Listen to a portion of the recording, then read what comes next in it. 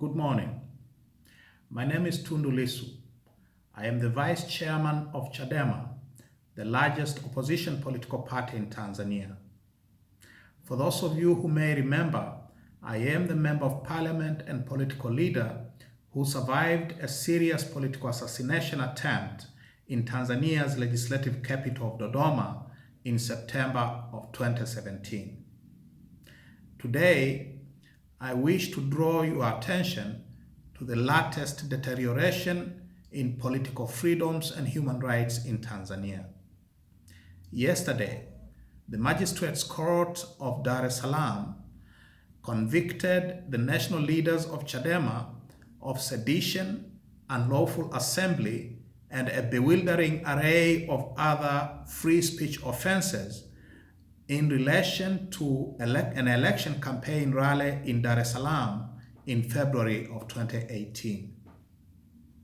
The national chairman and leader of the official opposition in parliament, Honorable Freeman Kina Mbowe, the Secretary General of the party and deputy leader of the official opposition, Honorable John Mnyika, Chief Whip of the official opposition in parliament, Honorable Esther Bulaya, Chadema Women's Wing Chairperson and Member of Parliament, Honorable Halima James Mdee, Deputy Secretary General Salum Mwalimu, and Central Committee members and parliamentarians, Honorable Peter Msigwa, John Heche, Esther Matiko, and a former Secretary General Dr. Vincent Mashinji, were all sentenced to a fine totaling Tanzanian shillings 350 million, or roughly United States dollars 150,000, or imprisonment for a term of 5 months.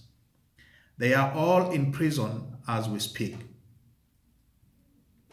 These sentences are a culmination of a political short trial that began 2 years ago. It was a political trial from the very beginning. Aside from the fact that those convicted and sentenced yesterday are all national leaders of the biggest opposition party in the country, the events giving rise to the case were all political events, that is to say, an election campaign rally. The acts for which the defendants have been convicted and sentenced were all political acts, that is, political denunciation of and a protest against the returning officer for the Kinondoni constituency for refusing to swear in polling agents of the Chadema candidate and one of those convicted and sentenced yesterday, Mr. Mwalimu.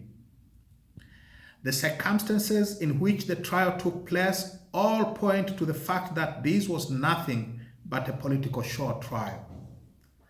Since coming to power in November of 2015, President John Pombe Magufuli has publicly vowed on national television that he wished to have no opposition political parties by the year 2020.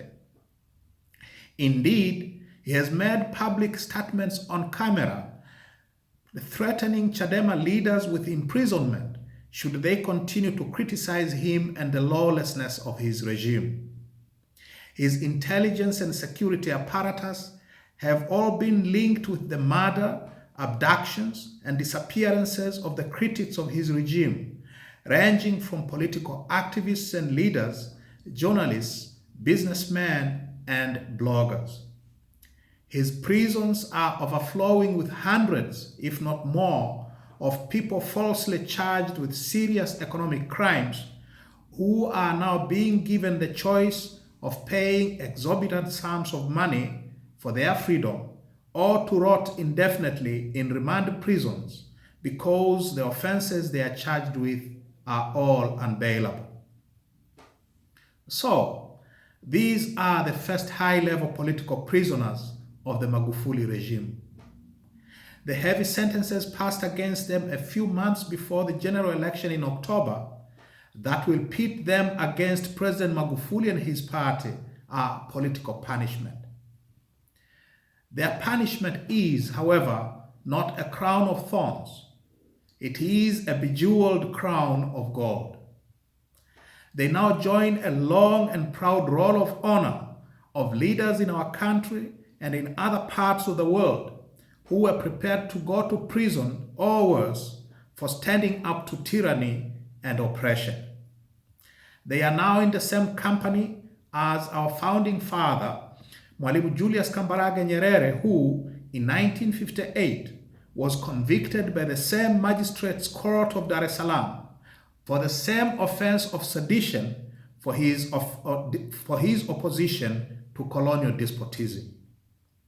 They also joined the exalted ranks of such giants as Mzee Jomo Kenyatta, Nelson Mandela, Dr. Martin Luther King Jr., and many others who walked into glory through the prison gates of their oppressors.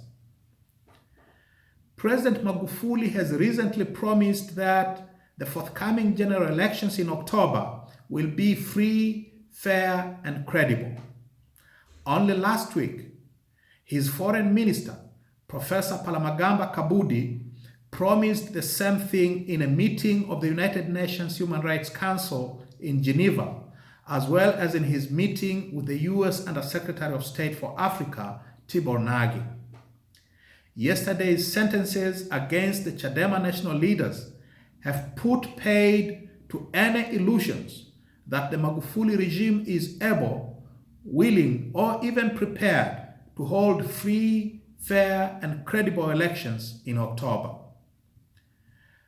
To my fellow leaders, members, and supporters of Chadema, and my fellow citizens generally, my message to you all is to remain steadfast and to redouble your efforts to rid our country of this curse of dictatorship that has seized us by our collective throats since November 2015.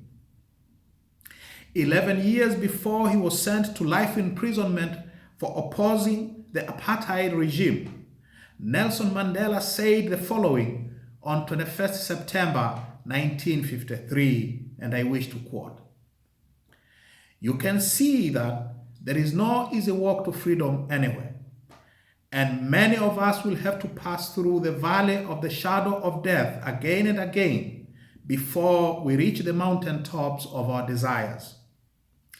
Dangers and difficulties have not deterred us in the past. They will not frighten us now. But we must be prepared for them like men and women who mean business, who do not waste energy in vain talk and idle action." End of quote. That is what we must do. Current dangers and difficulties should not frighten us, as they have not deterred us since this odious regime took office nearly 5 years ago.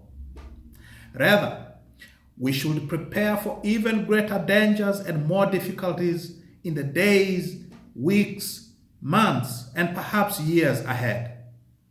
Justice and sympathy of the democratic world is on our side.